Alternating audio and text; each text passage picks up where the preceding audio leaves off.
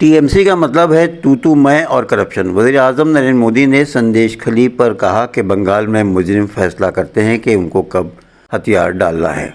وزیر اعظم نریندر مودی نے کہا کہ ٹی ایم سی کو غلط حکمرانی میں ماں، مٹی اور انسان سب رو رہے ہیں۔ سندیش کھلی کے بہنیں انصاف کی التجا کر رہی ہیں، لیکن ٹی ایم سی حکومت نے ان کو ایک نہیں سنی۔ بنگال کے حالات ایسے ہیں کہ یہاں پولیس نہیں بلکہ مجرموں کا فیصلہ ہوتا ہے کہ کب ان کو ہتھیار ڈالنا ہے اور کب جانا ہے۔ مغربی بنگال کے کرشنا نگر میں وزیر اعظم نریندر مودی نے کہا کہ ترنمول کانگریس ظلم، خاندانی سیاست اور دھوکہ دہی کا مترادف ہے۔ انہوں نے کہا کہ بنگال کے لوگ ٹی ایم سی حکومت کے کام کرنے کے طریقے سے مایوس ہیں۔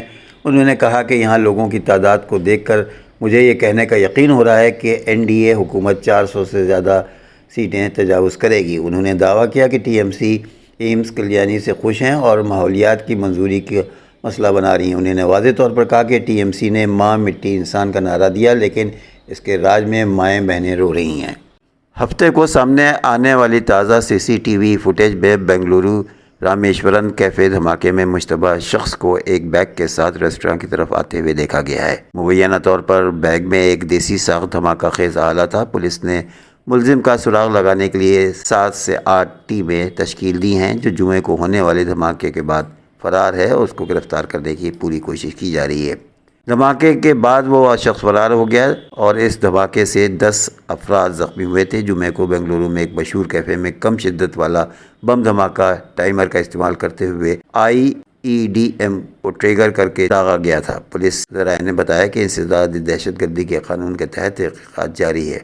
دریں اثنا نیشنل سیکیورٹی گارڈز کی ٹیم تحقیقات کے لیے ہفتے کو صبح دھماکے کے مقام پر پہنچ گئی۔ تازہ سی سی ٹی وی فوٹیج سلسلے میں سامنے آئی، جس میں مشتبہ شخص کو سفید ٹوپی اور ماسک پہنے کیفے کی طرف جاتے ہوئے دکھایا گیا ہے۔ کندھے پر بیگ لیے ہوئے پولیس نے گزشتہ روز سی سی ٹی وی فوٹیج سے ملزم کی شناخت کی تھی۔ نائب وزیر اعلیٰ ڈی کے شیو کمار نے انہیں تقریباً 28 سے 30 سال کا نوجوان بتایا ہے۔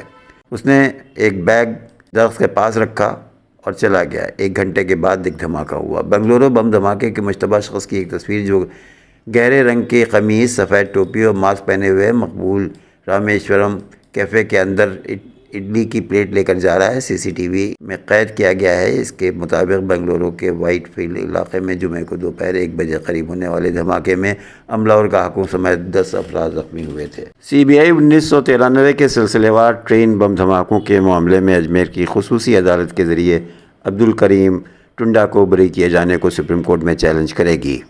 حکام نے اطلاع دی ہے۔ ایجنسی نے کہا ہے کہ اس معاملے میں اب تک 12 لوگوں کو قصوروار ٹھہرایا گیا ہے، جن میں عرفان اور حمید الدین بھی شامل ہیں، جنہیں ٹاڈا عدالت کے جج مہاویر پرساد گپتا نے عمر قید کی سزا سنائی تھی۔ جج نے ٹنڈا کو بری کر دیا ہے۔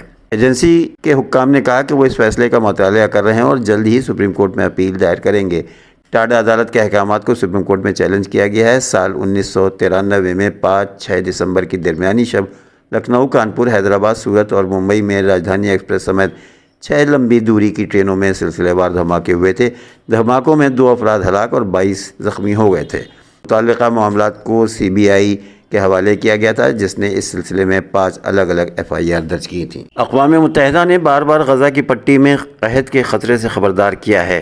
اس کی تنظیموں اور عہدیداروں نے 1 سے زیادہ مرتبہ کہا ہے کہ اسرائیل محصور اور گنجان آباد غزہ کی پٹی میں فاقہ کشی کا ہتھیار استعمال کر رہا ہے۔ اقوام متحدہ کے دفتر رابطہ برائے انسانی امور کے ترجمان جسٹس لائر کا نے جنیوا میں اقوام متحدہ کی باقاعدہ پریس کانفرنس میں کہا کہ غزہ میں قحط تقریباً ناگزیر ہو چکا ہے۔ العربیہ کے مطابق انہوں نے یہ بھی کہا کہ اموات انتہائی علامات ہیں۔ یہ بہت تشویشناک ہے۔ اس تنازع سے قبل خوراک کے تحفظ کی حالت اس قدر بری نہیں تھی۔ انہوں نے مزید کہا کہ لوگوں کے پاس خوراک تھی اور وہ اپنی خوراک خود تیار کر سکتے تھے، لیکن اب غزہ میں خوراک کی پیداوار بھی تقریباً ناممکن ہو گئی ہے۔ اکتوبر میں حماس کے حملے کے بعد سے اسرائیل کی طرف سے غزہ میں شروع کی گئی جنگ سے پہلے ہی ماہی گیری غذائیت، آمدنی اور خوراک فراہم کرنے کی صلاحیت کا ایک اہم ذریعہ تھا۔ یہ سب مکمل طور پر بند ہو گیا ہے۔ لوگوں کے روزمرہ کے ذریعہ معاش کی بنیادیں تباہ ہو گئی ہیں۔ ساحلی غزہ کی پٹی میں 24 لاکھ فلسطینی آباد ہیں۔ جنگ شروع ہونے کے بعد سے اسرائیل نے اس محاصرے کر رکھا ہے۔ مصر کے ساتھ سرحد پر جمع ہونے والے ہزاروں امدادی ٹرکوں کے داخلے کو روک دیا گیا ہے۔ کچھ لوگوں کو داخلے کی اجازت دی گئی ہے۔ یہ انتہائی قلیل مقدار تھی جس سے بھوک نہیں مٹائی جا سکتی۔ اور آخر میں پیش ہے ایک دلچسپ خبر۔ اکثر لوگ جب کسی ایسے شادی شدہ جوڑے کو دیکھتے ہیں جن کی ازدواجی زندگی کی 60 سال سے زائد عرصے تک خوش و خرم طریقے سے بسر ہو رہی ہے تو ان کے ذہنوں میں یہ سوال پیدا ہو سکتا ہے کہ اس دیر پا شادی کا آخر راز کیا ہے۔ اس سوال کا جواب ویلز سے تعلق رکھنے والے 63 سالہ شادی شدہ جوڑے نے دیا ہے کہ جو انٹرنیٹ پر کافی وائرل ہو رہا ہے۔ ویلز سے تعلق رکھنے والے ایک میاں بیوی جن کی شادی کو 63 سال ہو چکے ہیں، آخر کار وہ راز افشا کر دیا جس کے تحت کوئی بھی جوڑا اپنے رشتے کو طویل مدت تک برقرار رکھ سکتا ہے۔ 90 سالہ اہلیہ جوزفین اور 91 سالہ شوہر اوبرائے لنگسی 1958 میں نارتھ ویلز میں ایک پارٹی کے دوران آپس میں ملے تھے، جس کے بعد ملاقاتوں میں دونوں نے بالآخر شادی کر لی۔